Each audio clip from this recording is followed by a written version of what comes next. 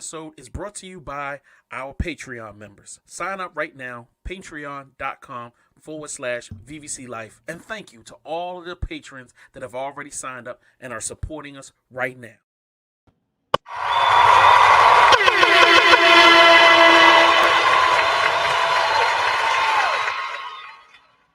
One time for your mind, it's your man Mastermind. Welcome to the Indie Show. I know y'all look at here. Hey, it's time for One Time for Your Mind.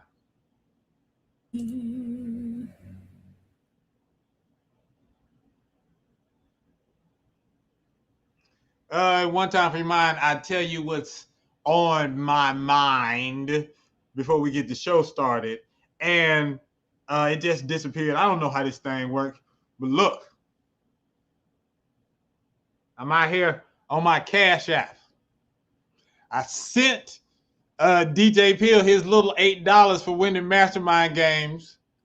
So I want to hear nothing. You got your money. You took my money last week. So like I said, you was going to get your money. That's how we do. If you win mastermind games, you get for real cash. Cash App to you. So you happy? I hope you in the chat room today.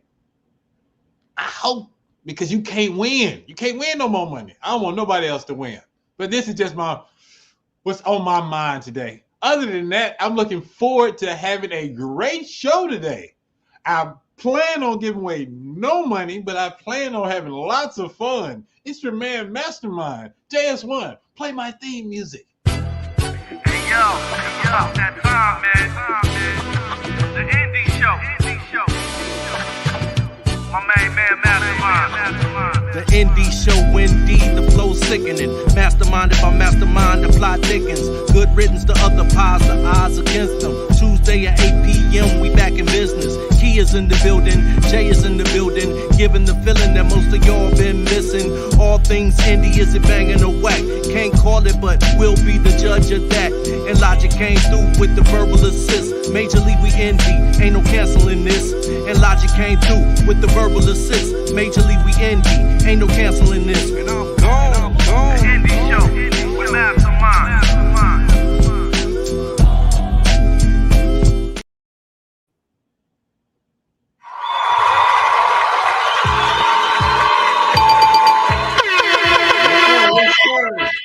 One time for your mind, two times to move your spine. It's the hip hop and show stopping, fat funk dropping, master of the wheels of steel. It's your man Mastermind. I like to welcome each and every one of y'all to the Indie Show, all things indie. Look, if you haven't heard, the Indie Show is the place to be on Tuesdays at 8 p.m. Eastern Standard Time on vvclife.com. You can find us on the YouTubes and Facebooks, wherever else we streaming. This show is unlike any other podcast out there. We don't just sit around and talk. We have lots of fun and educate you at the same time. It's secretly a late night talk show. Yes, fun games, different segments, and an interview. All right, we like to showcase indie musicians and put a spotlight on entrepreneurs out there. It's what we do. It's your safe space to have fun and do a lot of good things. Are y'all ready to go? Are y'all ready to party? I hope so. Already you got somebody in the chat. Shout out to Jay Kells. He says, best part of every Tuesday. You know what? That's why you're one of my favorite people, brother. So with that said, it's time for Hello Neighbor. Hello, neighbor. All right. So in Hello Neighbor, this is where I get to kick my shouts to everybody. And this is the time for you to tell all your family and friends to tap in. Why? Because the chat is where it's at. It is very interactive on this show. We're live. And so the chat room adds an extra element to the show. The wilder y'all get in the chat room, the crazier this episode gets. I feed off y'all's energy. All right. And energy that I'm feeding off of in this segment goes to my indie insiders, my platinum viewers. These people, they have watched at least 3 episodes of the Indie Show back to back to back, and they participated in the chat. By doing that, you can get your name on the platinum plaque. Can we get that platinum plaque, please? And this is the incomplete list right here. I want to shout out Jay Kales, Heath Gunn, Duo Mula, Sam Anderson, and before she beats me up, Nadia Nicole. She said she's supposed to be on there, and she's right. So Nadia, if you are in the chat right now, this is me showing you some love on Hello Neighbor. So hello neighbor. All right, so I'm gonna keep this thing going because I'm excited about today's guest. It is this past weekend we celebrated hip hop's 50th birthday. Hip hop is on AARP, and we still doing it big. But before we go, I got to introduce y'all to my partner in crime. He's the man that makes me look good and sound good. My executive producer, my homie JS1. What's good with you? What's good, big dog? How you feeling? Man, I can't call it, brother. I just appreciate this time that we have to do it big on the Tuesday. That's a fact. Been looking forward to it all week, even though I'm tired as hell. I've been excited to see how this episode is going to turn out. Oh, my man. All right. Well, we did all the dotting the I's and crossing the T's. You ready, sir? Yes, sir. Whenever you're ready. Man, I got people hitting me up left and right. So, without further delay, let's go to Previously On. Yes, sir. Previously on Ready to Die. So last week, my goodness, it was a fun episode. Like JKL said last week, I guess got stuck in the elevator. Y'all need to show some love for Love Potion. She is a loving relationship podcaster who came through. She said a lot of stuff that made me go, what? I wanted to throw the whole episode away, but it was way too funny, the stuff that was going on. JS1, please share with the people a clip from last week's episode. Spades, which is the big joker? The big colorful one, the small black and white joker, or the two of diamonds? Take the screen off. I got to see her. Okay. Look, I'm going to judge you, so I need to know this answer. Oh, my God. Is it the small one? The middle answer? No.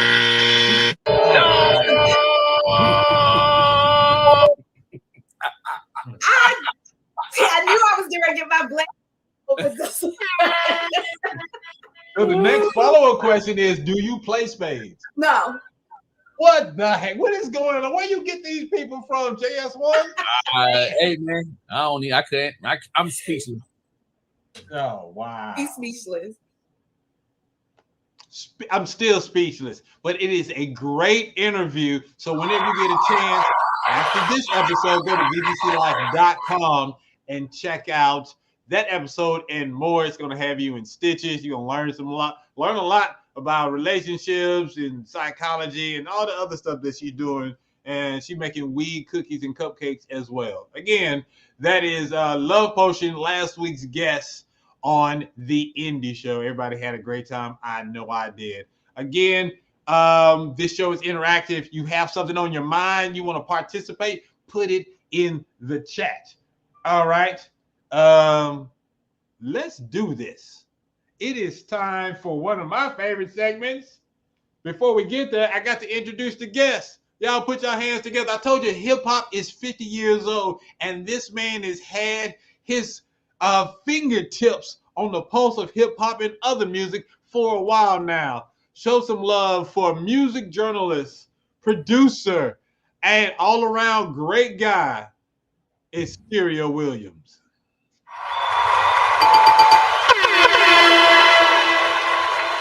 What up? What's good with you, homie? What's going on, fam? I gotta say this right off the bat, man. Just get out of the way. Okay. I also cannot play spades, bro.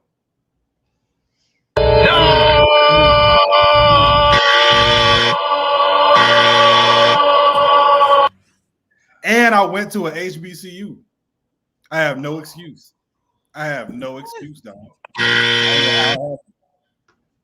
I don't know how. it happened. Jay, tell me something. Help me. Hey, I didn't invite this one. You did. This one is squarely on you, sir. I can't. Look, we didn't even get to that portion of the show yet. He already bringing me down.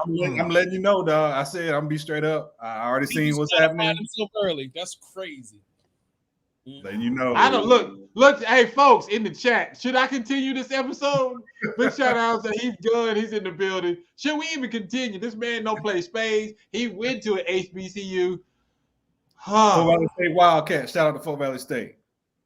All right, you went to Fort Valley, so I keep it moving then. All right. So welcome to the show. If you've never seen the show, you are in for a treat. Just sit back, relax, and enjoy the ride. So, JS1, it's time for elevator pitch. Who the hell do you think you are? Yes, Kev, this black man cannot play spades. I have nothing else to say about the matter, but he can't play spades and he went to a black college. But I'm gonna leave it at that. All right, this segment is you got something to say, sir? I'm sorry, you want to get it off your chest? I'm already in the doghouse, bro. I already see the people. Without a doubt. So you have 30 seconds. In this segment, it's called elevator pitch. In elevator pitch, you have a certain amount of time to pitch yourself to me and the audience. Today, we're going to the third floor, so that means you have 30 seconds. All right? Now, it's no pressure. If you do a great job, we'll continue with this interview. But if it is slow, I'm going to have to say, thank you so much, Stereo, but we're going to end this whole interview right here. And then if you add on the fact that you don't play spades, woo, it's real rocky. So no pressure, though. No pressure. JS1. Let's go. All right. Just let us know when you're ready.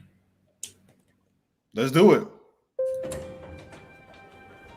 All right, I'm a music writer, been doing it for 20-something years. I can say that I've been cussed out by Redman. I've smoked weed with Method Man. I've had a great argument with Lil' Kim once. I got mocked by Bill Burr and Will Ferrell on the red carpet. Let's see. I've made 2 documentaries and 2 short films. All right.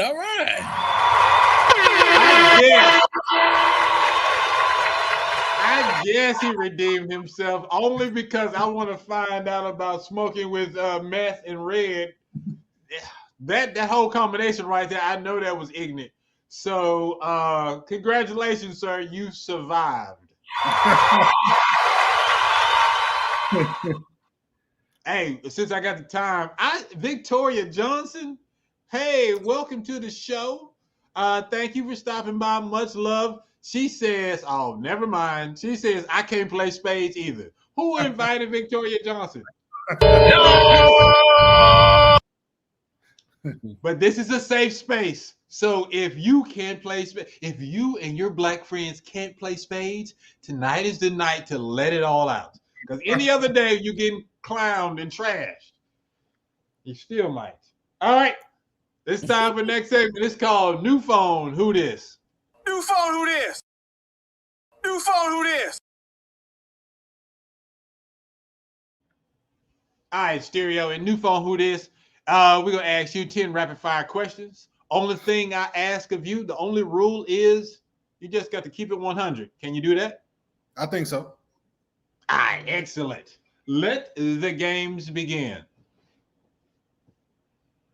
All right, brother, how do you like your wings? You see all the options, and then on top of that, drums, flats, or both? Hot and flats. Just regular flats. Just regular flats.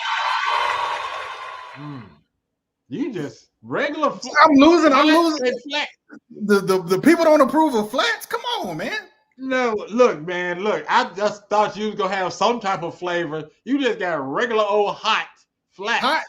Hot and flat. And buffalo. If you got buffalo wings. Okay, hey, look, dude, this is your chicken. Hey, you have you your said chicken be the way honest. you want to have it. All You right. said be honest. J. Kells called you the real DJ Drama. All right. All right. Look, I'm asking the question about Meth and Red. Please believe that.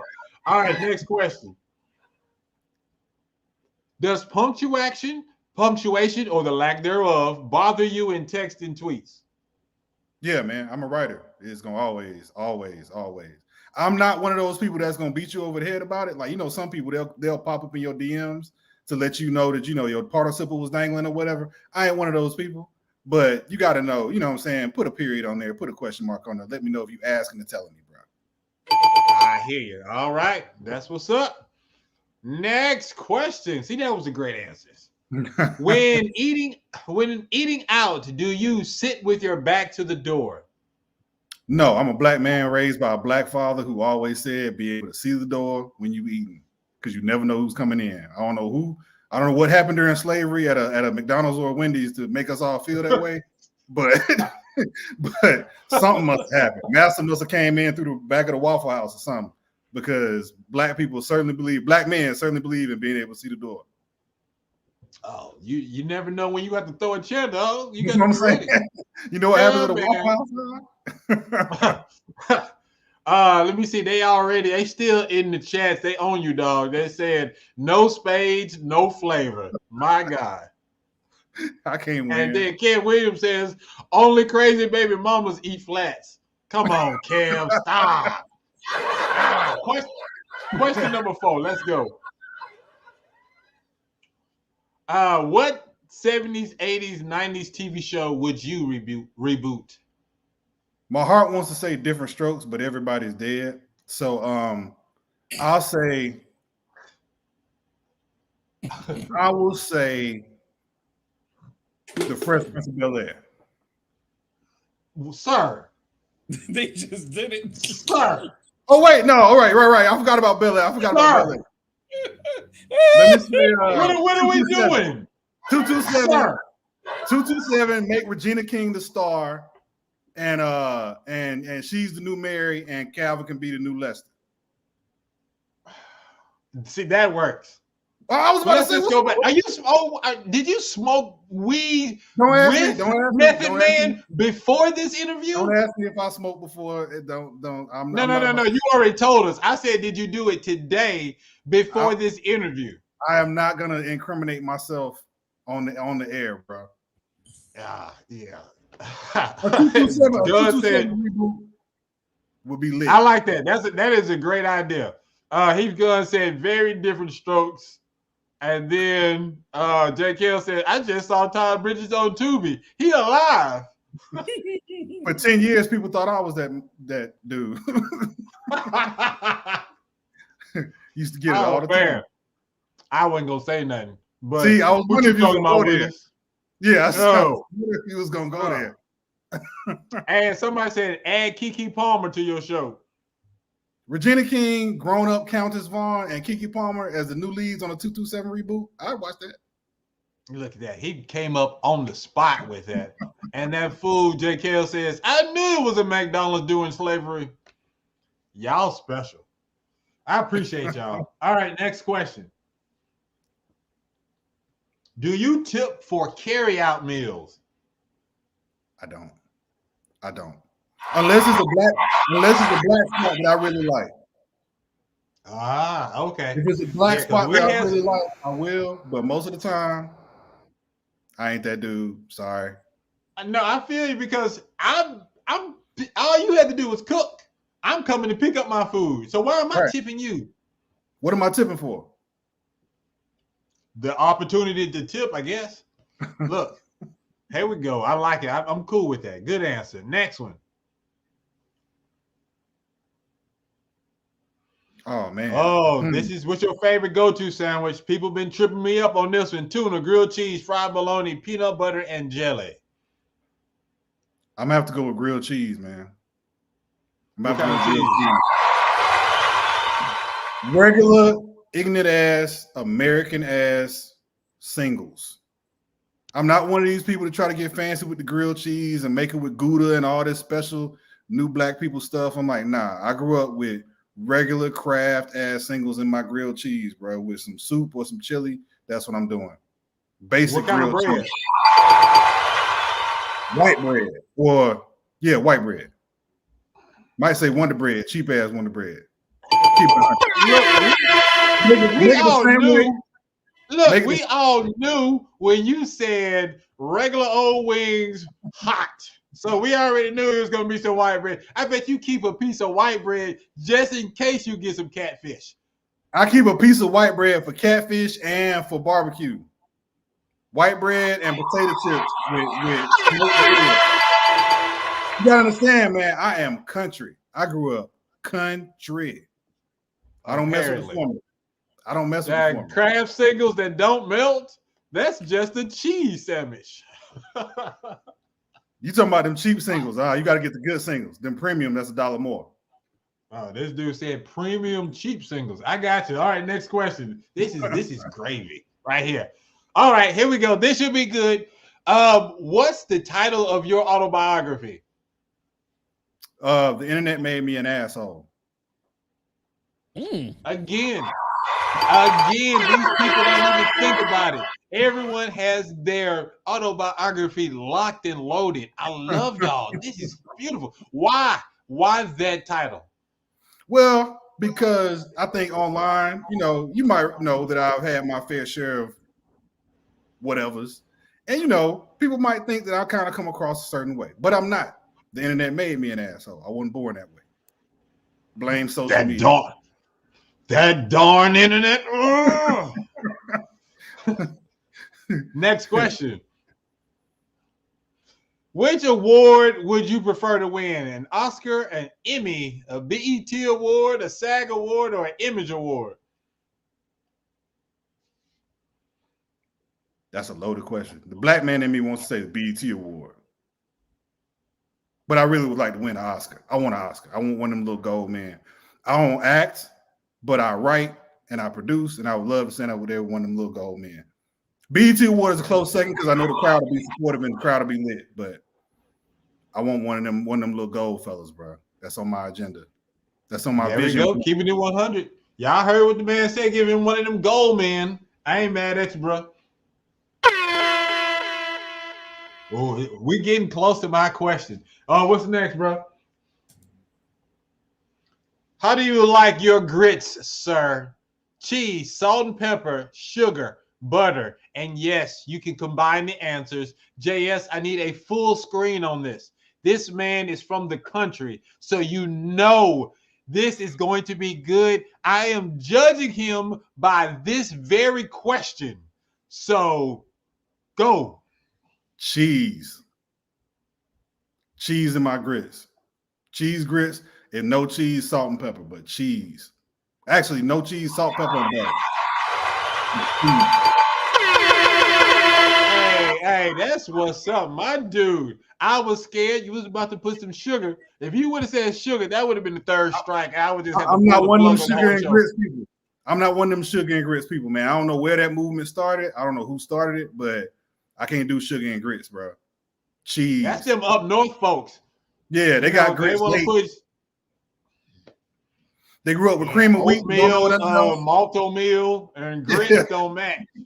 Yeah, they grew up with cream of wheat, didn't know what the hell the difference was, man, or something. I'm like, nah, bro. My house, we don't put no sugar and grits. We don't do that here. Yeah. Oh, was that my last one, JS? Yes, sir. That was your last one. Man, all right. I'll give it to you. You survived. New phone, who this? We shall continue this show.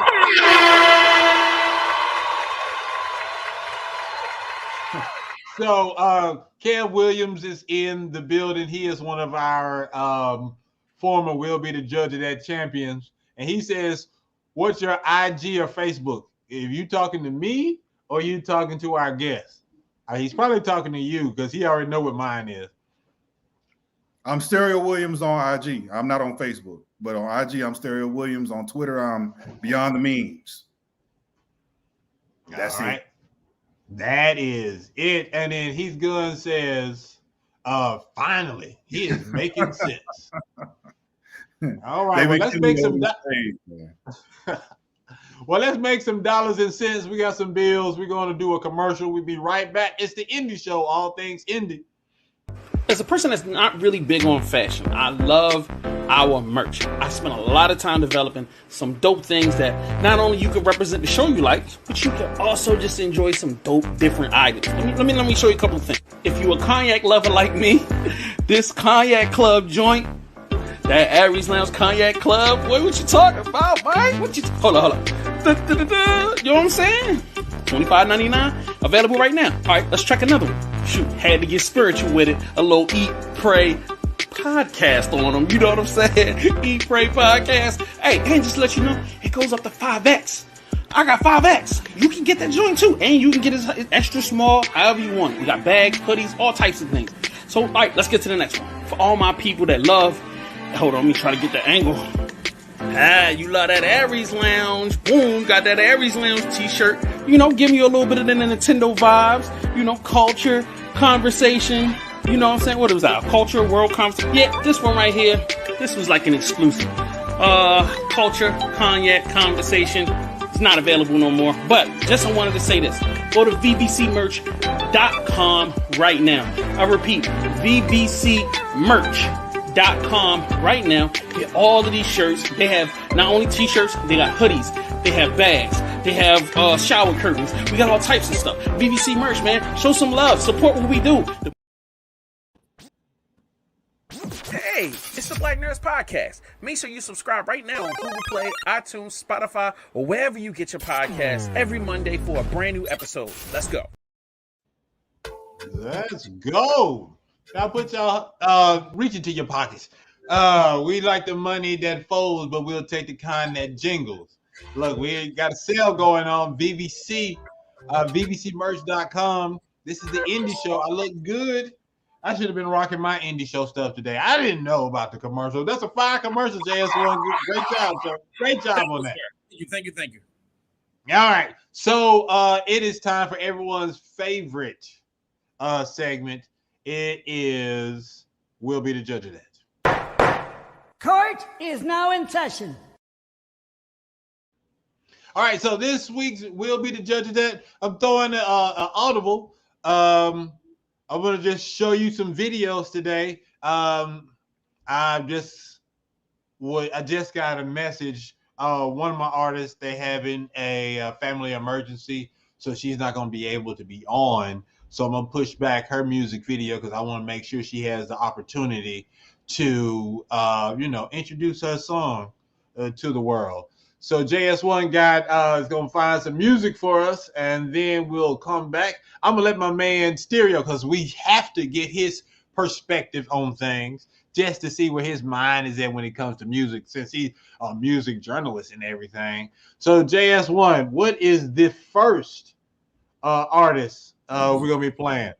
All right, the first act that will be played is a band from my hometown. I've got tickets to their show this weekend. They got a show outside. I just did an interview with their lead producer, singer, creator, King Midas. The name of the group is The Natives, and the record we're about to listen to is Super Friends. Let's go. And as far as friends go, I'll be there. You can call whenever. I mean it. And the day they left you, they'll regret. Just know we started something, no looking back. And as far as friends go, I'll be there. You can call whenever. I mean it. And the day they left you, they'll regret. Just know we started something, we just can't back. And as far as friends go, I'll be there. You can call whenever. I mean it. And the day they left you, they'll regret. Just know we started something, no looking back. And as far as friends go, I'll be there. You can call whenever. I mean it. And the day they left you, they'll regret. Just know we started something, we just can't back. You mean well, you mean everything to me. I do anything. You mean everything to me. You mean well, you mean everything to me. I do anything. You mean everything. No looking back. And as far as friends go, I'll be there. You can call whenever. I mean it. And the day they left you, they'll regret. Just when we started something, just get back. And as far as friends go, I'll be there. You can call whenever. I mean it. And the day they left you, they'll regret. Just when we started something, no looking back. And as far as friends go, I'll be there. You can call whenever. I mean it. And the day they left you, they'll regret. Just when we started something, just can't back. And as far as friends go, I'll be there. You can call whenever. I mean it. And the day they left you, they'll regret. Just when we started something. Man, I come down there with my lady friend. Told I was going to have a wonderful time. Good friend of mine's restaurant. We was going to get top-notch service. You hear me? We go up to the door. Motherfucker tell me I'm not dressed appropriately. I look at him furious. Like, bitch, what you talking about? I got slides on my motherfucking feet. You heard me? Ain't no ridges at the bottom of these shoes.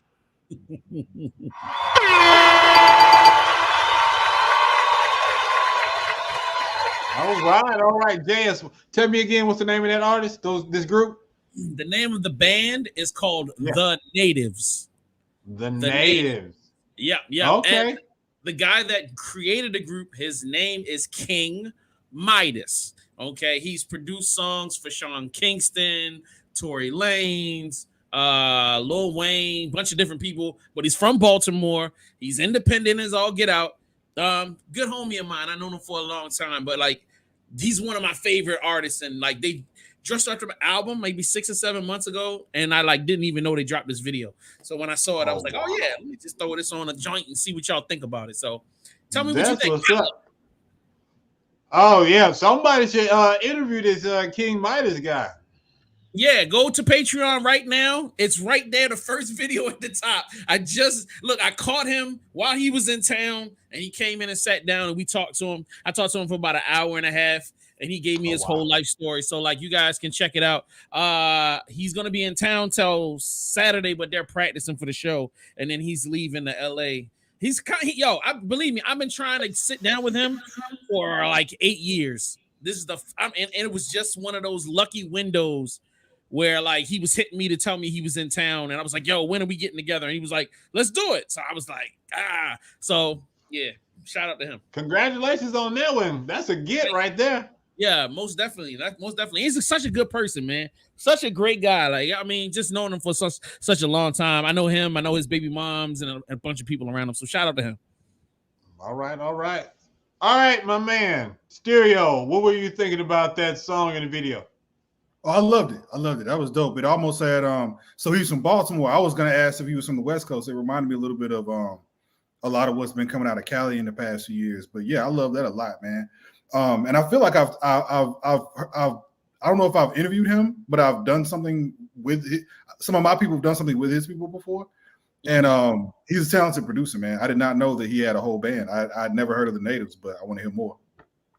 Oh man, they got a whole album. I hope you get a chance to check it out. You will love it. It is one of my favorite albums. In general, not Baltimore, just in general. It's a beautiful, beautiful album. It's called Stolen Art.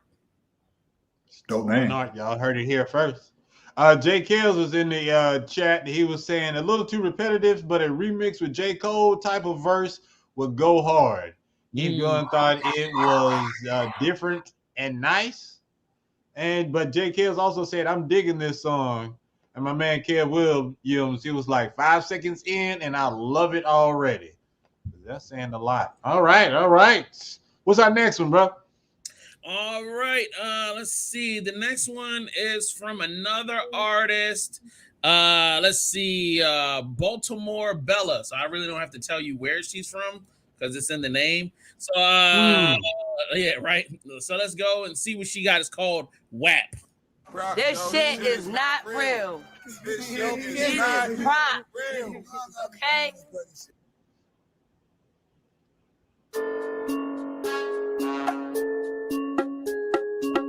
Oh, they got that HD camera, that red. What? Goddamn, Swift, you put the sauce on this bitch. Big dollar, certified stopper. See your out, stretch your out, spin them like propellers. I just came back home, I'm in the mix. 45 hanging on my hip, make me dip, got grip. Pussy still good, still fuck nigga free. Pussy nigga, oh, I pay a fuck nigga fee. Still talk my shit every chance I get. We be laid back, fucking getting high, getting rich. Big, pretty ass lips, you like to come on. Dick so big, got me running like a run on. Fuck me so good, I be like, yeah, babe, get your stun on. And we be steady rolling with the gun on. Wop, wop, wop, wop, wop, wop, wop, gunshot. Then be on the interstate for the niggas, call the cops. Yeah, pass me the bottle, let's pop it. Really top 10 in the city, I'm the top it. Bad ass bitches shaking ass, tell her drop it. You ain't getting money like you said, boy, stop it. Headshot, better nigga get laid down. I stay out the way and get the cake, but I don't play around. When she eat a dick, her ass up and her face down. He said we ain't good around his hood, I'm on your way now. Blackout, it's a blackout. I'm the one who hit her from the back and pull her tracks out. When I'm on these block, it's guaranteed I'm who they ass about. Who that little baby going crazy with her ass out? I was out the Curtis and the coochie about to pass out. I keep selling low at the low, never ran out. Tell him that, man, I don't never pull him to no spot, I like the back end. Funny how you say he was the man, but that was back then. Soon as bro, give me the okay, I'm a whack. For the love of the money, I murder you with pay. I'm just like in the booth, I'm on the block, serving the pay. Get it for the low and let it go, don't do no tax. We got all the lows and break them down just like a frame. She fucking with Leaky, keep a G, he a drag. She know she can make a call of me, I make it happen. She gon' drive the boat in my direction, I'm the captain. I send another picture of your face without a cap. I was told sticks in here unless before I was rapping. I was in the mix trying to take a hit before I was trapped. I was having dreams about getting rich before I was acting. And niggas say they wanna smoke with me until they van. Freak bitch, I can't deny it. Pussy got grip, say you like it when I ride it. Do all type of tricks, spin around, he still inside it. Pussy so good, make a nigga wanna hide it. Pretty young thing, tongue ring. I be in the jungle with the seasons, that's gang. Wop, wop, wop, wop, wop, make the beat rock. Pass it to my brother, he gon' put it in the headlock. 50 round drum, yeah, that's 49 headshots. Mother want me to put the bippy down, but it's still caught. I don't need to duck, cause you know I got the red dot. Aiming at his face when he coming with no leg shot. Why? You can keep your pussy, baby, I just want your top. Before I beat the pussy, I be beating up the block. Nah. He come to the door, he gon' get his head popped. But there's a mission, she keep screaming, don't stop. You ain't from around, sure to get your own block. All the weapon getting busy cooking on the stove top. Mama told me stay away, boy, you know that stove hot. I just found a way for us to eat and feed the whole block. Five. On the couch, sleeping, all them boys gon' die. I be getting busy, why the fuck I got loud? My wife told me, baby, she ain't really gon' ride. Bye. Kick out the crib, ain't tell the bitch bye. I know you a lie, I can see it in your eye. That's why when you cross me, ain't take me by surprise. Ain't no sense to worry about that bitch, she mine. See this nigga play out the blicky, he ain't die. Call me candy, man, I make her say it 3 times. When it's time for what we at your door, can't see 5.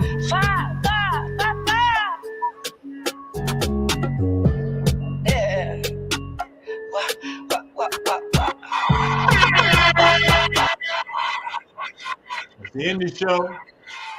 And tell us her name again. It's Baltimore Bella. I didn't even watch this video before I put it on. Maybe I should have watched it. Jesus Christ.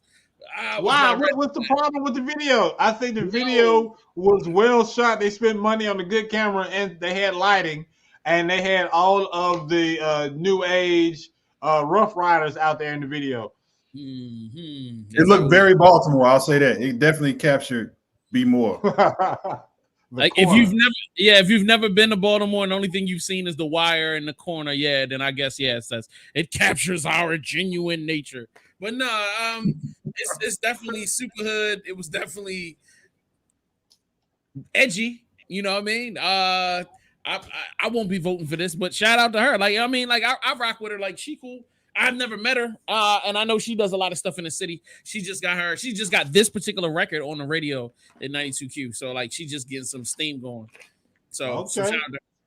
Yeah. Let me check the before I get to stereo. Let me check what the people in the chat talking about. JK's talking about this is the female hip hop I ride with 100. So me being who I am, I asked him, why do you like this? And he said, no Prada, Gucci, blah, blah, blah. Just hard bars. Love it. But meanwhile, Kev Williams is like, make it stop. I don't think he was feeling it. I don't think he was feeling it at all. So that takes. And Heath Gunn, he put these emojis. I don't know what he's talking about. Is it hot? I see flames and somebody sweating. You feeling that on the West Coast, sir? All right, my man. Stereo, what you got? What you think about that video?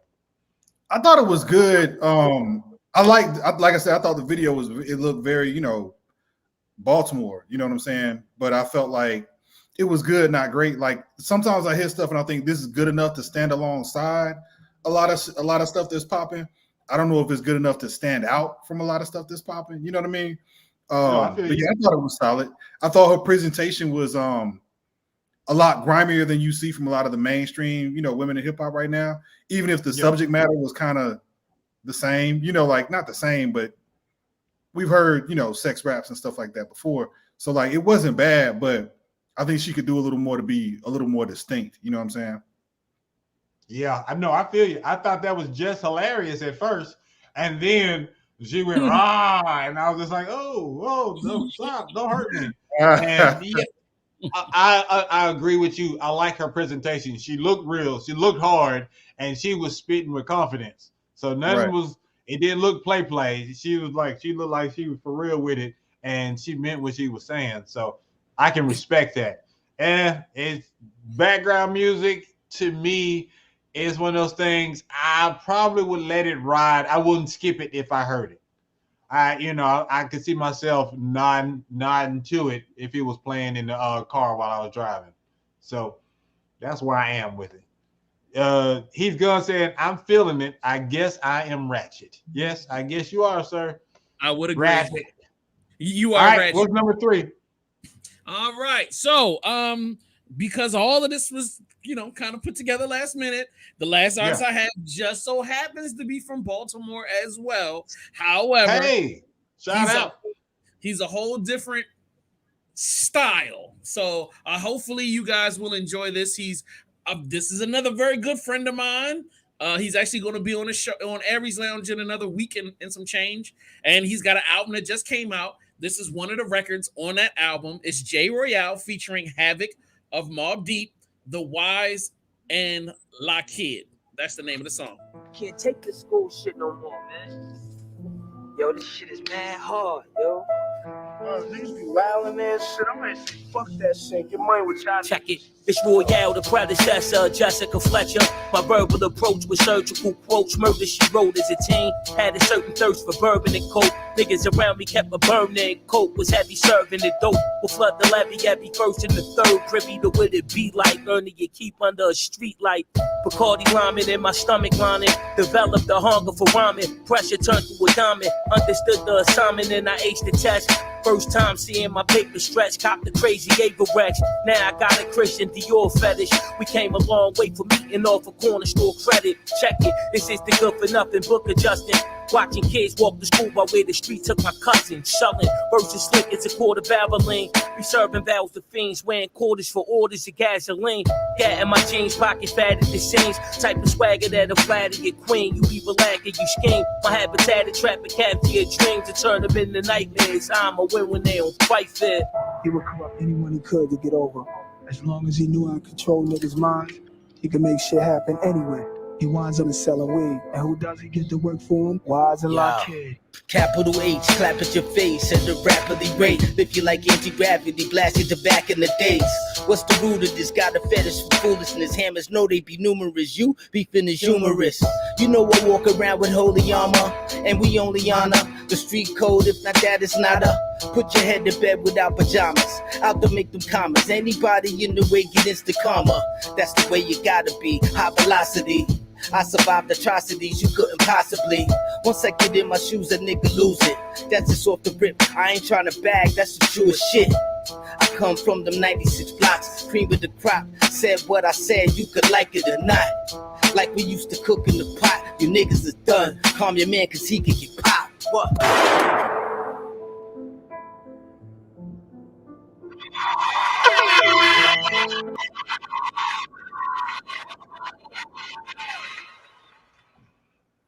Okay. All right. So I'll go first. That kind of reminded me of some real early 90s hip hop. And dude who started out first reminded me kind of Ghostface with his delivery.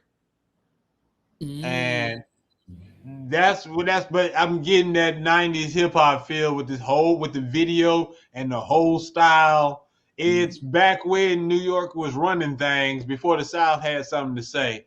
That's the kind of style it was going with, in my opinion. Yep. Stereo. Yeah, I was gonna say, very East Coast boom bap. Bubble Jacket. Super East Coast.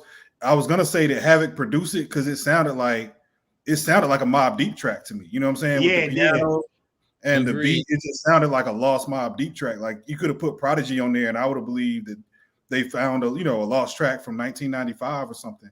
That's not a bad thing. It sounds very, very East Coast 90s. Yeah, that's actually a question I'm going to be asking him about when he comes to do the interview. Like, I think he said that Havoc produced some beats, but I don't remember because it was like a quick conversation and he was like, yo, da da da da. So like, I can't wait to actually ask those questions.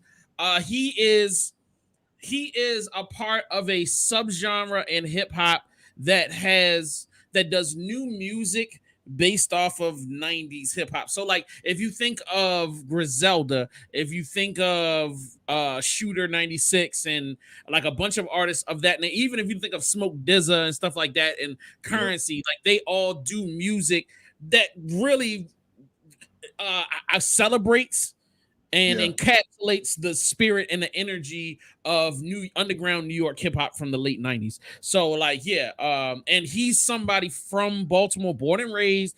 All of his songs are talking from a Baltimore perspective, but it's crazy that Mastermind said it. He sounds like Ghostface because he's a huge, gigantic Raekwon Ghostface fan. So it comes through kind of sometimes in some of his records, and all of his albums sound just like that. It's like old dudes that love hip hop, that love New York hip hop, are gonna love Jay Royale. Whenever I put him on to like people that's 40 and older, they always be like, "Yo, this is it. This is what I've been waiting on." You know what I'm saying? So yeah. So I'm super excited about it. I love the record. I love the album, and I'm happy that you guys even listened to it. So thank you. Yeah, I appreciate you for sharing that with us. Over in the chat, JKL started off. He said he loved the belly reference in the title. At the beginning of the song, it was lyrically on point so far. Kev says, Havoc the legend. He's gone with, yes, 90s, but kind of feeling it. Mm-hmm. And JKL's liked everything but the beat. Yeah, the beat was kind of sleepy to me, but I couldn't listen to a whole album of that. I'll fall asleep while I'm driving or something. And Kev says New York undercover hip hop. I feel you. All right, that's 3 people. I want you to vote for your favorite, folks. I think I know what y'all gonna pick, but I do want y'all to vote for your favorite. If you think they really need to come back next week and then have them on as a guest, we'll make that happen. But it's up to you. If not, we'll work out something. All right. So it's either I have this week's guest that I had to reschedule come next week, or it's going to be one of these 3 artists. Your votes will determine what I do. All right. Yep. Well, y'all go ahead. What's up? No, I was going to say, hey, y'all, just give me a couple of seconds. I forgot to upgrade the voting thing. So give me like 1.5, maybe 2 minutes, and I'll have it updated for you guys. No, you good. You good. So when it happens, it happens. Don't put it on the screen. Don't put it on the screen. We're going to tell you how to vote. But with that said, we are going to go ahead and start this interview. It's time for 101 with my man, Stereo Williams. I can't believe that it's finally me and you and you and me, just us. What's happening, ladies and gentlemen? You tuned into the greatest show on the internet right now. It's the Indie Show, All Things Indie. It's the podcast that's secretly a late night talk show. With me, I have a good friend of mine, music journalist, producer, writer. Look, this dude is super cool. It is Stereo Williams is in the building from Fort Valley, Georgia. What's good with you, brother? What up, bro? Shout out to Fort Valley. So, hey, let's talk about Fort Valley. Did Fort Valley make you the person that you are today? Absolutely, man. Like, coming from a small town, like, it was always important especially as I became a music writer and writing about hip hop, you know, even before, like I spent half of my career in New York, half of my career in Atlanta. And especially being in New York, and you could probably, you know, co-sign this, but especially with like all the 50 years of hip hop stuff that's been going on, you know, people always focus so much on New York and focus so much on the foundation. And, you know, I wasn't in the Bronx, you know, doing backspins in 1979 and spray painting my name and, you know, freestyling over Grandmaster Flash on the ones and twos. I can't pretend I was that guy. You know what I'm saying? I grew up in a small town, and I was very much a Yo MTV Raps, Rap City kid. You know what I'm saying? That was my window into everything. And a lot of people will look at that and go, oh, you know, like the older guys will look at you and say, oh, well, you missed blah, blah, blah, blah. You know, you wasn't there to hand Kool Herc a record or something. And I'm like, hey, man, I got to be true to my background. I grew up, you know, where there's peach trees and, you know, barely any public transit. We had 3 stoplights in the whole town. You know what I'm saying? Everybody went to the same high school. That was my background, but I still got bit by the hip hop bug at an early age. You know what I'm saying? So I try to be true to that because I feel like there's a whole lot of people that can relate to that. You know what I'm saying? A whole lot of people that maybe didn't grow up, you know what I'm saying, with the graffiti and the breakdancing, and maybe they grew up like me. So I try to rep that in every way that I write, man. I was a kid coming home from school, pressing record on my VCR, recording Ed Lover and Dr. Dre every day at 4:30. And shout out to everybody that remembers the Mayor Chris Thomas on Rap City at 5 o'clock on BET. You know what I'm saying? That was my childhood. That was my youth. So I try to be true to that. You know what I'm saying? What was the hip hop song that bit you? And you was like, oh yeah, this is for me. It's probably 2 songs. Like one song. So my early childhood, I grew up in West Georgia, in Carroll County, right there by the Alabama state line. So if you know the difference between West Georgia and like Middle Georgia down by Macon, it's like night and day culturally, bro. So like my early childhood was me around mostly white people and white top 40 radio. It was all Bruce Springsteen, John Mellencamp, everything. You know what I'm saying? It was all Bon Jovi. You know what I'm saying? That was the world that I came from. And then I moved, forget my light situation, but then I moved and suddenly I got hit with black radio in one summer. You know what I'm saying? And I remember being at the lunch table when I was in school, and kids was talking about this song, I'm Bad. They were talking about how dope this song, I'm Bad, is. And I said, oh yeah, I love Michael Jackson. And they all looked at me and they was like, where you from, bro? We was talking about LL Cool J. And I was like, what's LL Cool J? And that was my first, see the face you just made? That was the whole lunch table. So that happened and sparked me to go listen to LL Cool J when I was in 5th grade. So I can say LL Cool J, I'm Bad, is probably the first song that bit me. But the first song that I remember feeling like everybody at my school could rap and everybody could do was It Takes Two by Rod Bass and DJ Easy Rock. It was just a song that, you know, black kids knew it, white kids knew it, old folks knew it, young folks knew it. It seemed like the minute that song came out, everybody could rap the first few bars of that song. And to this day, it's one of those songs, if you say, I want to rock night right now, I'm Rod Bass and I came to get down, everybody damn near of a certain age can finish that verse. You know what I'm saying? So I'll say those were the 2 songs. Okay, that's what's up. So I want to see where your head is at. You from Fort Valley. I want to see where your head is at because we're going to focus somewhat on this Hip Hop 50. And by doing that, I need to know, what is your favorite hip hop song? If you had to choose one. Man, that's hard. That's hard. But I'd say, man, if you telling me I gotta pick one like Desert Island song, I'm gonna say Rosa Parks by Outkast.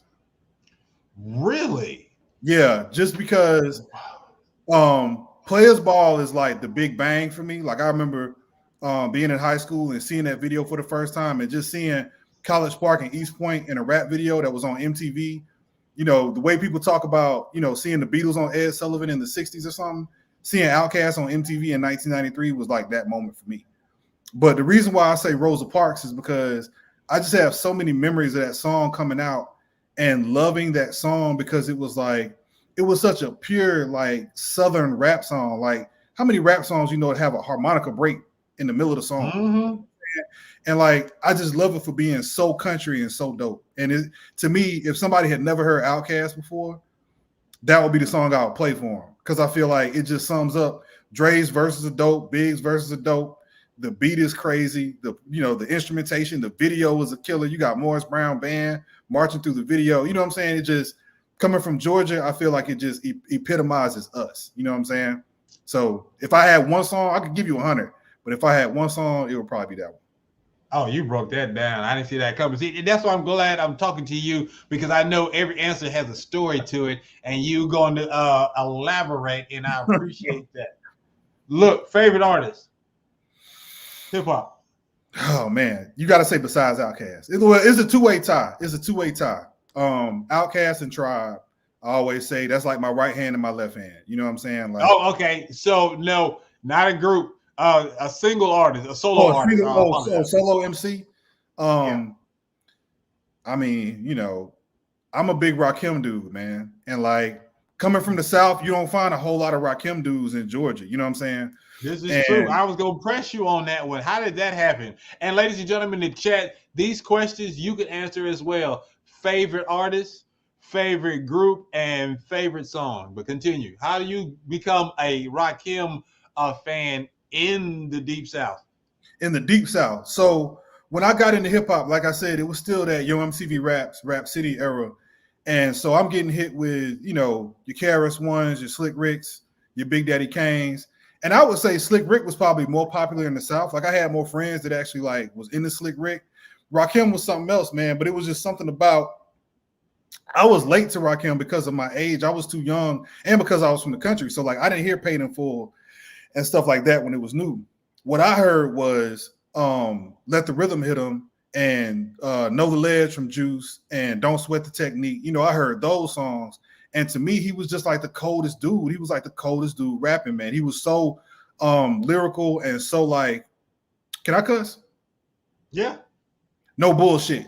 You know what I'm saying? So lyrical, no bullshit, straightforward. You know what I'm saying? And for me, he's still the standard of what I believe a hip hop lyricist is supposed to be, an MC.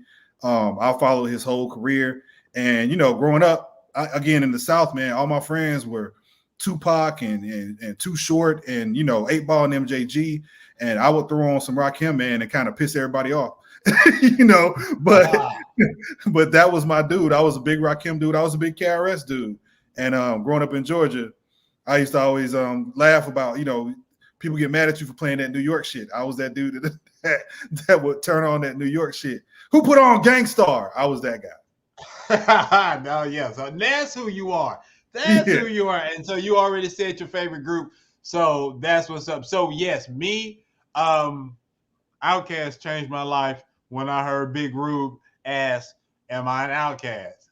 Right. And ever since then, I've been down. Favorite solo artist, I think it would have to be Ice Cube. Good Day Remix. I think that would be my one song that I would listen to if I had to on a deserted island. Over in the chat real quick, Kev says favorite artist is Snoop Dogg and his favorite group is Bone Thugs and Harmony. All right. And Jay Kells is stupid talking about, so ain't no love for the Fat Boys? First the Fat Boys break up. So first the Fat Boys break up. Yo, I'll say this about the Fat Boys. All jokes aside, man. If you've never checked out Prince Markie D, his solo music, I always recommend solo Prince Markie D to people. Because after the Fat Boys broke up, he went on to become a producer, started his own band. A lot of people don't know he wrote and produced Real Love for Mary J. Blige. I think he did Anytime You Need a Friend for Mariah Carey. And dude was super talented. He had this song called Typical Reason, Swing My Way, that was kind of a hit about 93. If you was listening to black radio, it wasn't like across the board hit, but if you was listening to black radio, it was getting played. So I'm gonna just use this opportunity to give a quick shout out to the late great Prince Markie D. I highly recommend if you can track down his first solo album. Is really dope, soulful hip hop, man. From the light skinned dude from the Fat Boys. All right. So look, we sitting here talking with my man Stereo Williams. This is going to continue. We can talk about hip hop all day. I want to learn more about him. I'm going to switch some gears before we come back to more interview. But it is time for one of my favorite segments. It's called Mastermind Games. Let the games begin. In Mastermind Games, this is where we have a lot of fun. We're going to play a game today, sir. All right. Today's game is called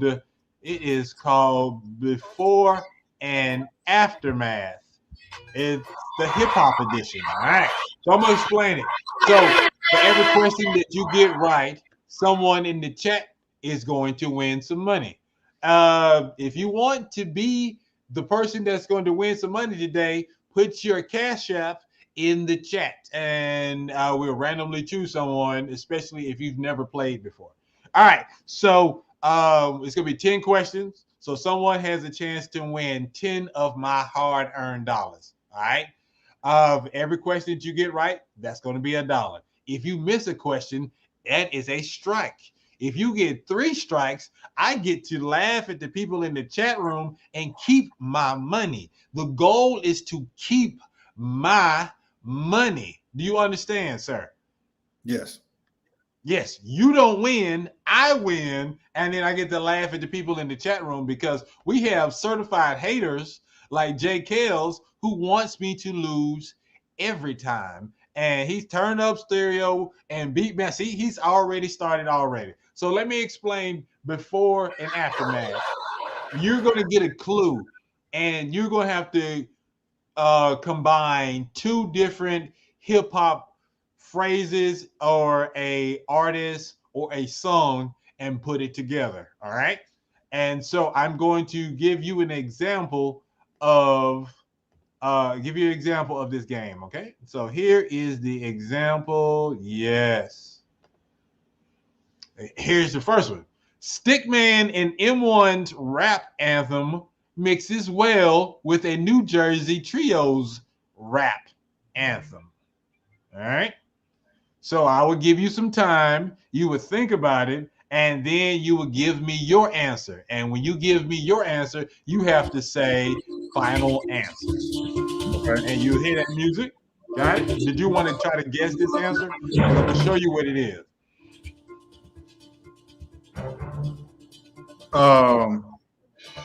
Hip Hop Hooray. You're close. Remember, we're combining 2 different things. So here is the answers, just so you. Oh, let me see if they got it in the chat. Yeah, no, not all the way, sir. Here is the answer. It is Bigger Than Hip Hop Hooray. Okay. All right, because in the beginning I said Stickman and M1, and that's Dead Prez. So Bigger Than Hip Hop plus Hip Hop Hooray, Bigger Than Hip Hop Hooray. All right, you get it? You understand? Got it. You can ask for help from the chat. But once you say final answer, we're locking it in. All right, here we go. I'm ready to win my money. Get that strike button ready, JS. Yes, sir. Ready to go. All right, here we go. Lupe Fiasco trying to get some cut up from Salt and Pepper. Lupe Fiasco trying to get some cut up from Salt and Pepper. Kick push it. Say what? Kick push it. Is that your final answer? That's my final answer. You got to say final answer for me to lock it in. Okay. All right. This dude said kick push it. And meanwhile, the haters are saying, yeah, this game is rigged. I can smell it.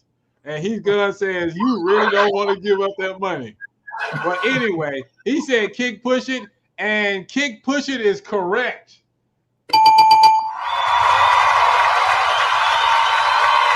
Oh, I was supposed to ask, did anybody want that money? Victoria Johnson, did you want to win this money today? You got to give me your Cash App if you want to. If not, we could give it to charity, the Mastermind Association. We love the kids at the Mastermind Association. All right, here we go. While she's making a decision, If she makes a decision, JS1, lock it in. All right, here we go. You did good on the first one. Let's see how well you do on this second one.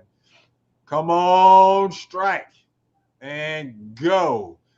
How much time does Houdini need to freak this duet like Ashford and Simpson? How much time does Houdini need to freak this duet just like Ashford and Simpson?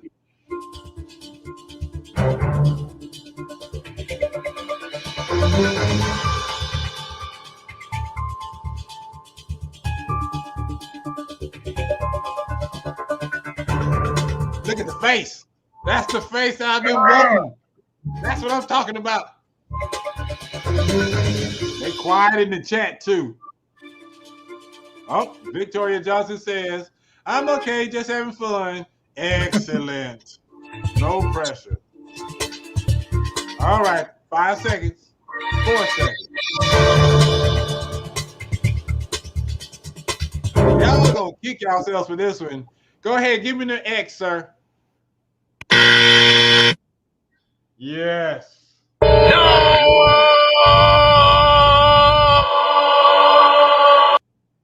The answer is 5 minutes of Funkdafied. Oh man. I knew Funkdafied was in it because of the Ashford and Simpson part, but exactly. I didn't even think about Funkdafied. I kept going to 5 minutes of Funk again, tripping up. Like I'm embarrassed. Oh. I'm ashamed. At least Heath Gunn got it late. After the fact, sir. Look, if I would have given him 20 minutes, maybe you would have been in time. All right, here we go. You liked that question, didn't you, JS? Oh, yeah, I love that one. All right, here we go. This is a good one. All right, remember, it's all hip-hop related, okay? It can be anything, but it's hip-hop related. Wait, what are they saying in the chats? This dude really found the Harvard level hip-hop trivia. No, sir, I created this. Thank you very much. And I tried to make it as easy as possible. All right, here we go. No rapper can rap quite like he can because it's a hard knock life. No rapper can rap quite like he can because it's a hard knock life. LL Cool J-Z, final answer. LL Cool J-Z, final answer. LL Cool J-Z is correct.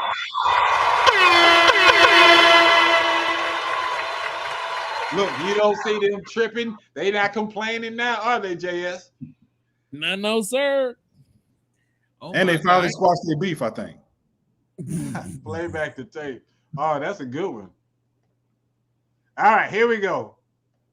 Wait a minute. Jay-Z and LL had a beef? Yeah. It was, for a while. For a while. Yeah. All right, next question. I want to get this next strike. To all the little kids all across the land, when I move, you move, just like that.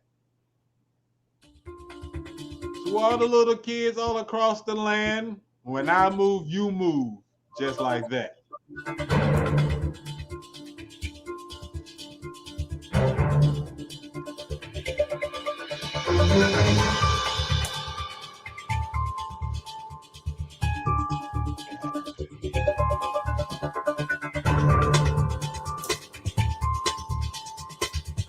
Y'all help this man, he's struggling. I can feel the next X coming. Y'all see the smoke coming out his ears? That's what I'm talking about. It's beautiful.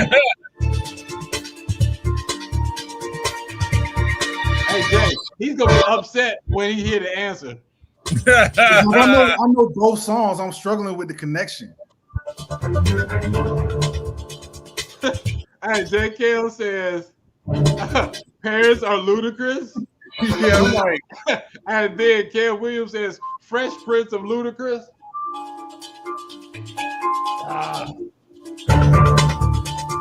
You want to take a guess, sir? Because your time is running out. DJ Jazzy Jeff and the Fresh Ludacris.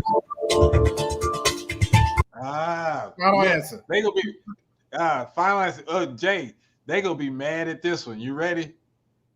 Yeah, let's go. All right. And I'm gonna give you this hint from now on. It's not going to be any more answers like this. There's not going to be any more artist names. All right, just to give you that hint. I'm gonna do that for you. All right. So the question was, to all the little kids all across the land, when I move, you move just like that. Answer is, parents just don't understand us. Man.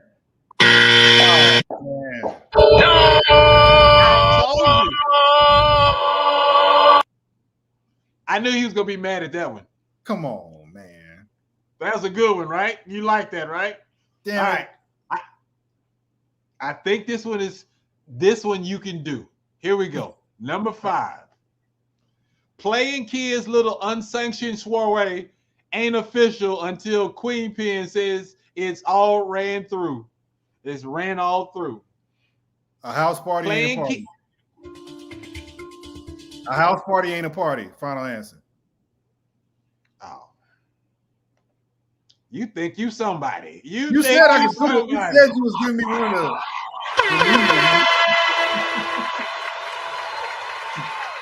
You were still supposed to get it wrong. I was just dang it. I gotta get something right after that last one. I don't be mad about that for Jeopardy is easier than this. Oh, shoot. All right, here we go. Back to being hard again. Number 6. I would like to get to know if I could be Recca Mecca mic check on the windmill skills.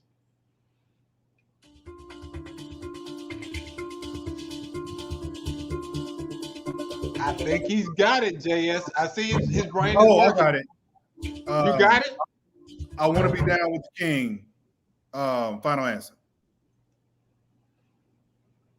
He said, I want to be down with the king. Final answer. I want to be down with the king. Got to be more careful. Hold up. We got 2 strikes and $4 in the bank so far. We got 4 more questions. You can get this strike. I can win. I still want to win, even though the money is going to the Mastermind Foundation.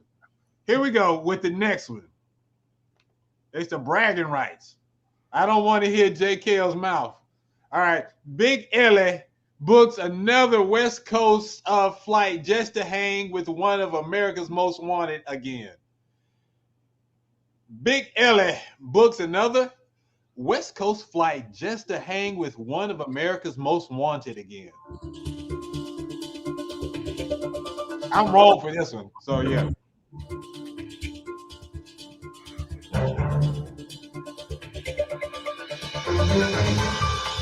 He's probably like, who the heck is Big Ellie? I know Big Ellie.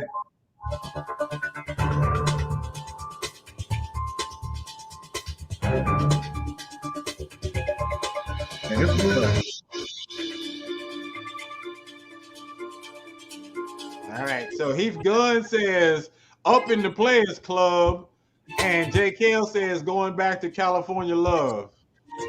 They could be right, they could be wrong. You never know.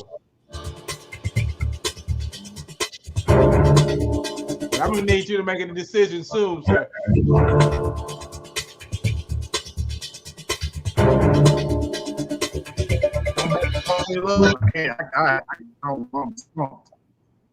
You got Metro PCS. I'm sorry, I didn't see what's going on. Going back to California Love, was that the right answer? Final answer? No, I'm sorry. It was a computer thing issue. What's your answer? He said going back to California. Going back to California Love. Going back to California. All right, and it is going back to California Love. See, here's what's confusing. Here's what's America's Most Wanted can be a Pac reference or it could be a Cube reference. But you didn't spell America with the K's. So, but I was my first thought was Cube. That's what was throwing me off.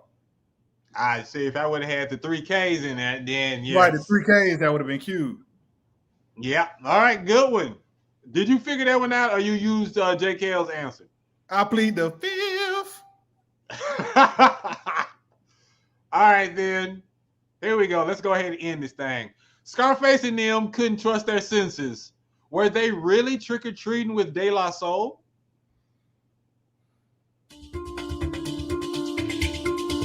Scarface and them couldn't trust their senses. Were they really trick-or-treating with De La Soul?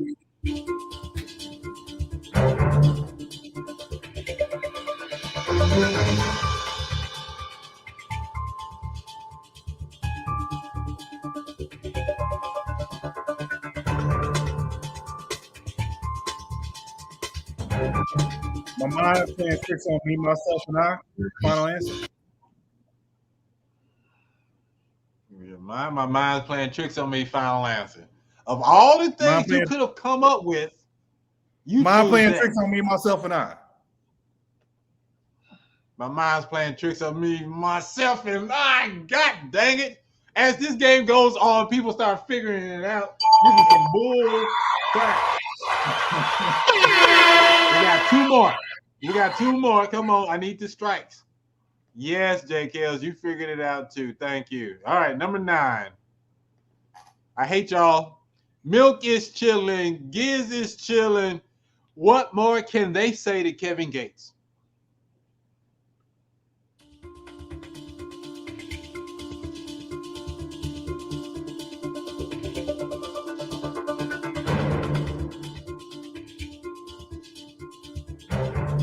Are you on the internet? Are you typing? Are you on Google? Who, we me? don't do that here. Yeah. No. Okay.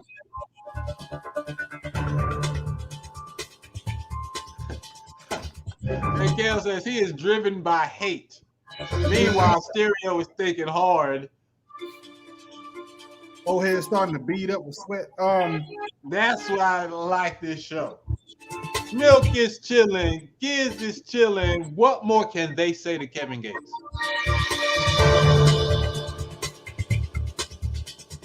Who said, I get money, I don't get tired. All right, we're about to land this plane. I'm gonna have to forfeit this one. Well, you know, I wanted you to see this one because this is one of my favorites. Here we go. This is final answer. It's about to piss me off. Yeah. Watch. All right, you give up, right? Yep. All right. Give me that. Thank you, hip hop gods. All right, here we go. Here is the answer. Just when I was feeling good about As you myself. Just when I was feeling confident. Just when I was feeling confident. Oh, come the fuck on, man. Come on, man. You love it. Tell me you love it. That's it. a good answer. That's a good one. That's the Thank hardest you one. for playing, ladies and gentlemen. No money was lost today. The Mastermind Foundation didn't win anything. The money gets to stay in my pocket. Come back next week to see how much money I keep in my pocket in Mastermind Games. And a big FU to the haters out there like J. Kills. All right. So let's get back to this interview real quick before we go to our next segment. So we are talking to the big homie Stereo Williams. Stereo, how did you get into writing? All right, so you're down south, you love hip hop and everything. How did you turn all of this into a career in writing? Well, when I started college at Fort Valley State University in Fort Valley, Georgia, I was an art major and I thought I wanted to be a graphic designer. And you know how sometimes you do things your whole life, especially your childhood, and then suddenly you realize this ain't it. Like, you know, like some stuff is supposed to be, some stuff is just a hobby, and then some stuff becomes like your thing. Up until that point, I thought art was my thing. And the minute I was in a classroom where a professor was telling me what to draw, how to draw it, what to color, how to color it, it's like it was gone. Like all the love I had for it was gone. And around the same time, this was my second year of college. we had to write a term paper, and like, you know, you got to take core classes or whatever. So I had to take an English class just to, you know, for my degree. And I was taking an English course, and we had to write a term paper, and I decided to write mine on hip hop. And my professor read it, and he was like, I wanted to tell you, I think you might be the best writer in the department. And I said, I'm not in the department. He was like, what's your major? And I was like, I'm an art major. And he was like, well, I don't know how good an artist you are, but you're a good writer. You know what I'm saying? And so it was the right time to hear that, you know, for me, because I was trying to figure out what I was going to do. And so I pivoted from art to English, which basically means you starting over in college. And when I came out of school, one of my friends from Fort Valley State, shout out to Maurice Garland, aka Southpaw. He's written for all kinds of people. He had been a writer at Rolling Out magazine in Atlanta, and he was moving on. And he was like, yo, man, I think you would be a good fit to kind of like take my place here if you want to talk to him. And at that time, you know how it is, man. You coming out of school, you just kind of figuring yourself out. I moved from Fort Valley to Atlanta. I was, you know, I joke now that every job I had doesn't exist anymore. I worked at a video store. I sold stuff door to door. I worked at a Radio Shack. I worked at every business that doesn't exist anymore. He tells me, go downtown, go to the Rolling Out office, and just introduce yourself. I set up an interview, and I went down there, and I was 30 minutes late for the interview. Oh. And they wouldn't even talk to me. They was like, you know, if you're trying to get a job, you're gonna have to be way more serious, brother. Good luck to you. We're not interested. I go back to Decatur, hanging my head, mad as hell, thinking I just blew my first chance at a writing gig. Fast forward like 9 months, I go back and I give my best elevator pitch. You know what I'm saying? I tell them, you know, what my ambitions are, how much I love music. I show them my writing, and I get ready to leave. At the time, I didn't have a car, so I walk across the street to the bus stop and waiting for the, you know, the bus, MARTA bus, and they called me and was like, "Are you still in the neighborhood?" And I said, "Yeah." And they was like, "Well, can you come back?" And I said, "Yeah." And so I came back, and they introduced me to the publisher of Rolling Out magazine. I don't know if y'all have Munson Steve, very well known in Atlanta. And I remember I walked into his office. He had his feet up on his desk, and he was sitting back, and he was like, "Tell me something, bro. What's your perspective on the universe?" And I was just like, I don't know how to answer that. You know what I'm saying? In my mind, I'm like, I don't know what to say to that. And I just started rambling. I started rambling about Atlanta being the new Motown. I started rambling about Atlanta being the epicenter of Black pop culture. I want to be one of the people documenting that culture. I just gave my best spiel, man. And he looked at the editor at the time, editor-in-chief, her name was Yvette Caslin, and he was like, "You like him?" And she was like, "Yeah." And he was like, "Be back Monday." And I came back Monday, and I had the job. And the first thing that I did with that job was they flew me to New York to interview this group, G Unit. And I was at DJ Wu Kid's, you know, mansion in Jersey, and then I was at the G Unit offices in Manhattan, and it was like that, you know what I'm saying? And suddenly I was a music writer. For the first time in my life, I was getting paid, you know, and I didn't have to do something else. You know what I mean? This was like my real job. And that from then on, man, that's all I've done for 20 years. You can't, I mean, that's like hitting a grand slam, stepping up, no, striking out your first time. Right. And then they're coming up the second time, hitting a grand slam. Yeah, man. It was a hell of a moment. That was so. How did you feel? Okay, so it had to be like blowing your mind when they're flying you out, and then the whole G Unit. What was that G Unit experience like?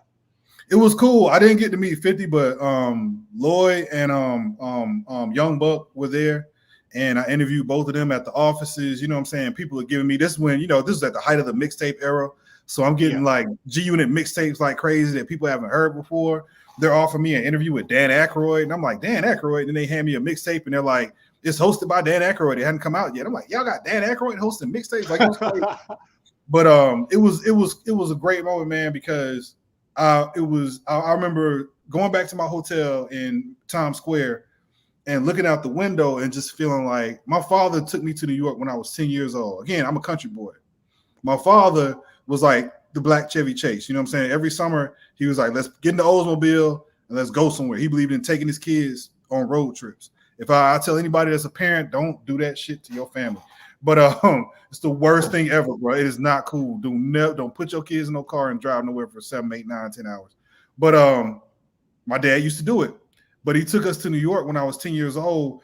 And as a little country kid, seeing New York City at that age, I always tell people it's so cool to take your kids places because it makes those places real for them. You know what I mean? Like I had grown up watching Different Strokes and stuff, and like my whole, New York was like this fantasy almost in my mind. So to go there at 10 years old and to see it when I was there at 24, looking out that window from my hotel and knowing that I was in New York for work, my dad passed in 96, man, not to be like overly sentimental, but I thank my father, you know what I'm saying? Because I felt like I got here because he showed me I could get here. That's what big shout outs to Pop.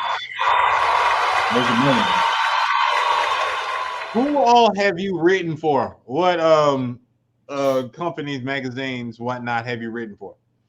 I've written for Rolling Stone most recently, OK Player. The Daily Beast was my home for a long time.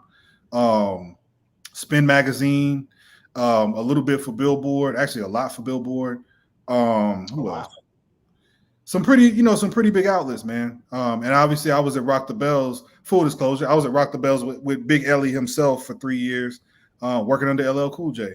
And so I got some good stuff under my belt, man. But I'll always give props to that first gig with Rolling Out in Atlanta because they were the first people to see my writing and say, here's a check.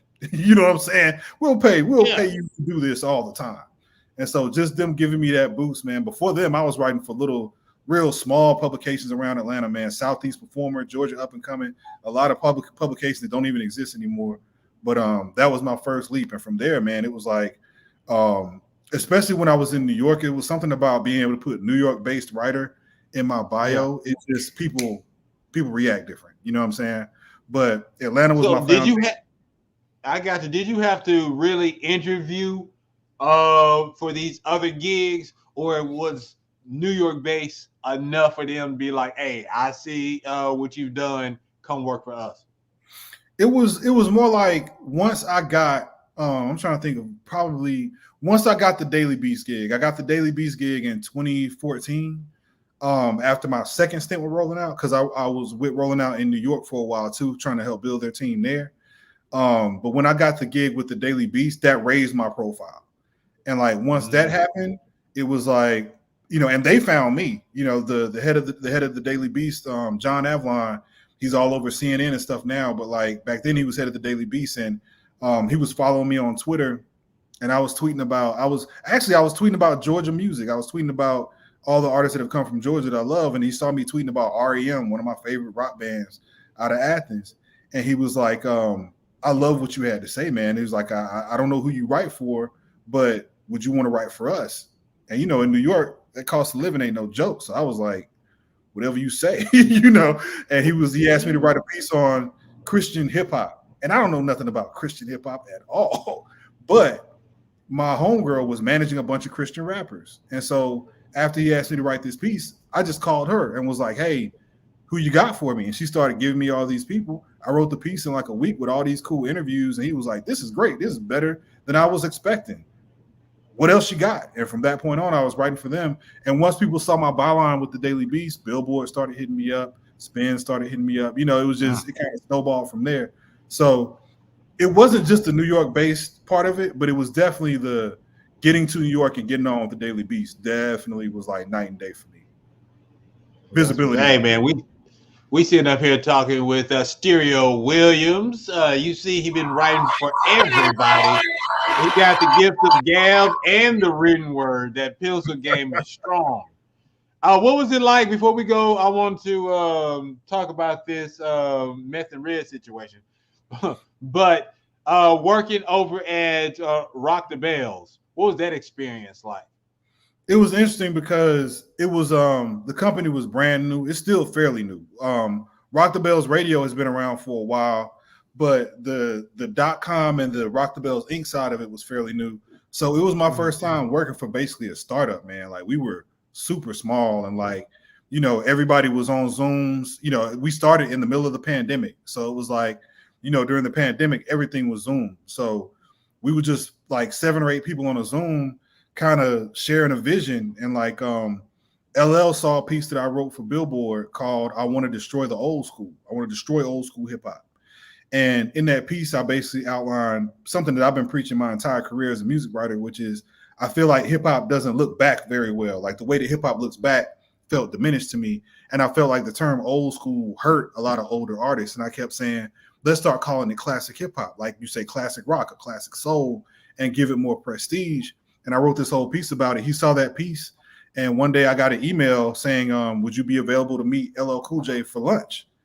Stop it. Swear to God. Who playing with me? Like, you know, I'm looking at that like, yeah, I think I can free my calendar up. You know what I'm saying? And so we met up at a steakhouse in Manhattan, and we shared a lot of the same ideas. He was like, I like the way that you think. I think you got the right vision for this.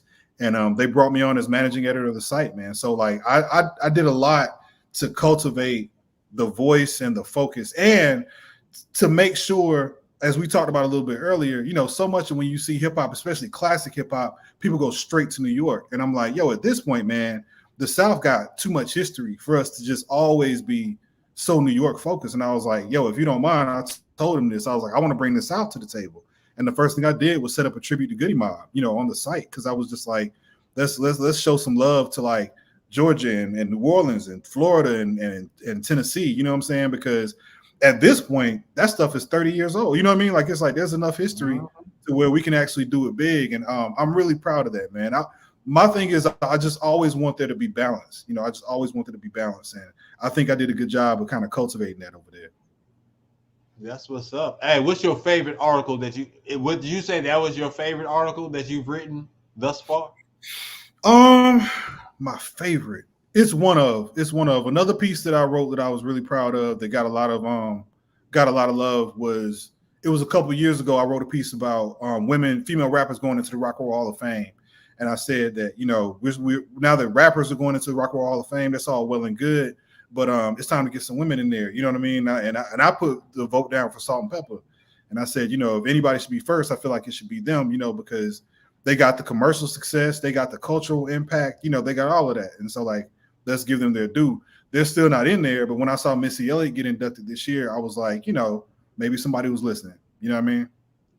Okay, that's what's up. All right, we've been waiting. I've been setting it up. Talk to us. Meth and Red was the cussing and the smoking all at the same time? No, these are two separate. I never talked to both of them at the same time. These was two separate incidents. So like, the Method Man thing was when I smoked with him and his people on a tour bus outside Masquerade. Shout out to anybody that's been to a rap show at Masquerade in Atlanta. I wasn't even supposed to interview him. I was there to take pictures of the event and to sort of manage the younger writers that were there. And this younger writer actually had the interview with him. I'm in the front of Masquerade getting ready to go in, trying to work out. You know how it is. You're trying to work out your photo pass and make sure ain't nobody gonna bother you, blah, blah, blah, blah, blah.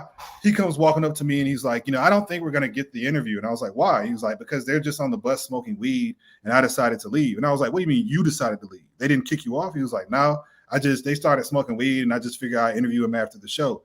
And if you know anything about journalism and interviewing artists, after the show never happens. Like after the show, even if it does happen, you do not want that after the show interview. Cats are tired, sweaty, you know what I'm saying? Ain't nobody trying to talk. You want to get it done before. So I walk back over to the bus and the door is open. I'm thinking he's with me. I turn around and I don't know where this kid went. I get up there and the tour bus is open and his people it kind of invite me on. I don't know if they ever knew who I actually was, but they invite me onto the tour bus.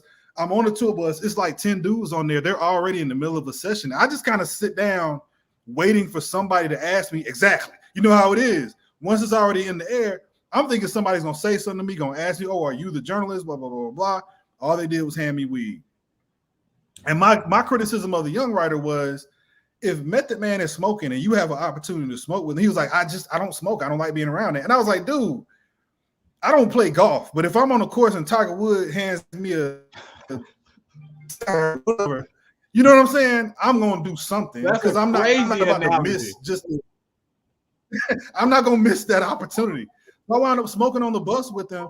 Funny thing is, the interview never happened. I wound up, everybody gets high, sound check starts. I wound up coming off the bus with his crew. We all walking the masquerade like I'm with them. I watched the whole show from backstage, had the best seat in the house, but never got to actually interview Method Man. But I did get to smoke with him. The Redman story, the Redman story was an interview that just went super left. It went super left in like 5 seconds flat. We were talking about. What'd you say? All right, so here's what I said. We were talking about his new radio show at Rock the Bells. This is when I was at Rock the Bells. And so he was launching his new radio show. And he was like, this ain't gonna be no gossip shit. This ain't gonna be no, he said, she said nonsense. Like, we dealing with real shit. And I was like, yeah, man, it's gonna be some real nigga radio. And you wouldn't think that would land bad with somebody like Redman. But as soon as I said, yeah, it's gonna be some real nigga radio, everything got quiet. And I knew that it was about to go bad. You know that feeling when like it just got Oh yeah, you heard the record scratch. Yeah, that awkward feeling, and he was just like, nah, nigga, this ain't gonna be no nigga ass radio, nigga. This gonna be I'm doing real shit. I'm doing real journalism. I'm a black man, I'm a king. This is king shit. I don't know what you talking about with this nigga shit. Ain't no niggas over here. And I'm giving the condensed version. It was a long, like, I don't know what you call it, diatribe, whatever. But yeah, and I decided to let him get it off his chest. And I just kept talking. And I started talking about right. Dog, I'm telling you, man, I got the footage. One day I'll publish it. But like it was the most cringy moment. I just decided to talk through it. I just kept talking. I brought up the Fearless Four. And I was like, one of my favorite groups is the Fearless Four. And he was like, oh, nigga, I love the Fearless Four. And I was like, yeah, I went back to a lot of their stuff, man. I'm like, I think they're one of the most underrated groups from the early days. And he was like, oh, man, F4000, that's my favorite shit, blah, blah, blah, blah. And we just kept talking about the Fearless Four until finally he stopped and he was like, you know what, man, you cool as hell, nigga. I'll be honest with you. I was fucking with you earlier. Like, I was really going off on you. And you didn't even flinch. You didn't even flinch on the fact that I called you a nigga while I was blasting you for calling me a nigga. And I said, yep, yeah, you did. And he was like, you know what? Actually, this might be the best interview I've ever had. And we wound up talking for 3 hours. And it turned cool as hell. At the end of the call, he was like, because this was on Zoom. At the end of the call, he said, I want to tell you something. He was like, because, again, we went into this whole thing. And he said, I really appreciate you and people like you, but I really appreciate what you do because sometimes we all need to be shown what's in front of us. And you were really good at showing what's great about hip hop to people who live hip hop, but might not see its greatness all the time. And he said, I just want to thank you, man. I want to thank you for being a professional. And I want to thank you for doing what you do. And to this day, it's one of my favorite interviews, man, even though, again, it went super left. It went super left in the beginning. But if anything from all these stories, man, I feel like there's a constant theme of you might screw up, you might mess up, but just kind of keep plugging away. You know what I mean? Like keep going. You might miss your job interview. That's stupid. You're gonna look bad, but who knows where it might go if you get another chance. And you might mess up during the interview with Redman. Redman might cuss you out one day, but just keep talking. Just keep talking, and you might, might make a friend. Hey, that's real talk. Ladies and gentlemen, put your hands together for the one and only Stereo Williams. We got one more segment left. It's called Indie University.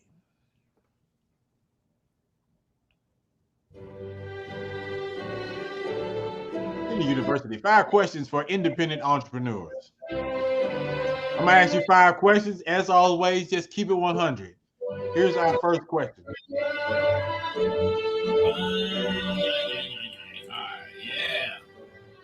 Someone watching this interview may be contemplating starting their own business. What advice would you give them?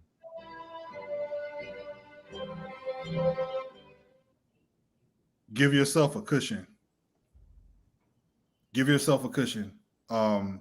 Because everybody that I know who started their own business had to endure some kind of loss. in the first year, 2 years, like you got to be prepared for that, because if you can't handle that, then you're probably going to go under quick. So I would say, and that's coming from my own experience, that's coming from seeing stuff with family and friends, you know, brick and mortar businesses, online businesses. I think everybody, like, give yourself some kind of a cushion so that you can weather that first storm that comes, because a lot of people have big ideas and then that first storm hits and the ship sinks because there was nobody there that was prepared to deal with the turbulence. I know I just used two different transportation analogies, but you get what I'm saying. I got you. Be able to prepare yourself for a rough time. Give yourself a cushion. All right. Number 2. How do you get the world to notice you and your business? What's your marketing strategy? Consistency and distinctness, like being able to set yourself apart. Kind of like what I said earlier about the young lady's video, is like, I think a lot of people create things that they feel like can stand alongside, and that's cool if you just kind of want to say you did it. But if you're really trying to go there, you got to create something that stands out. So whatever you do, however you market yourself, come up with something that's unique, come up with something that's very you.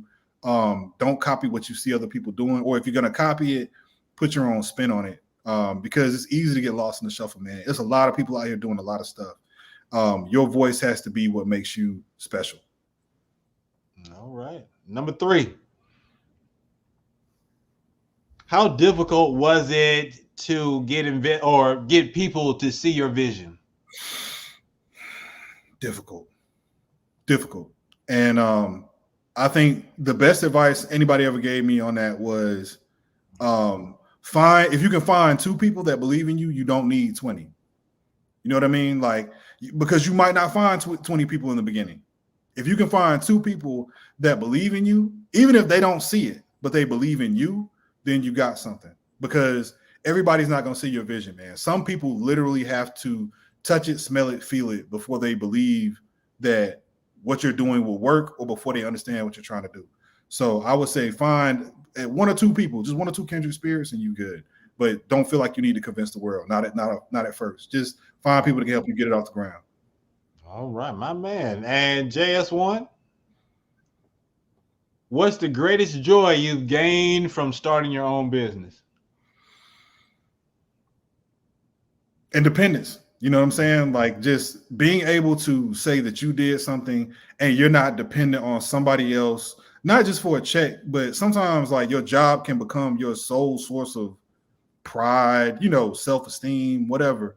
And I just think that's a bad thing to put in anybody else's hands. I don't care if it's an employer, I don't care who it is.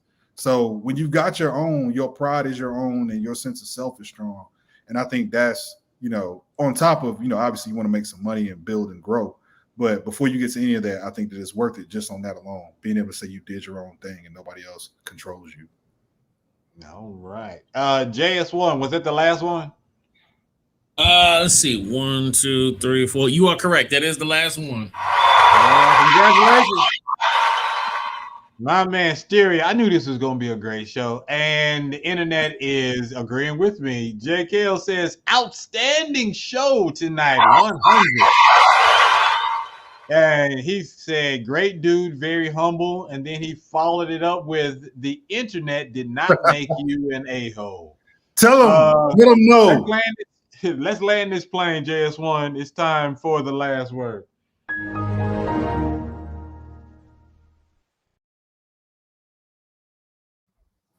The last word. We go around the horn and we just kick our final shots. JS1, I'm going to let you go first. So shout out to our special guest for having such a colorful life and being open and willing to take risks so that he could forward not only hip hop but his own life, and then bring it all around to our show. So thank you, sir. We appreciate you.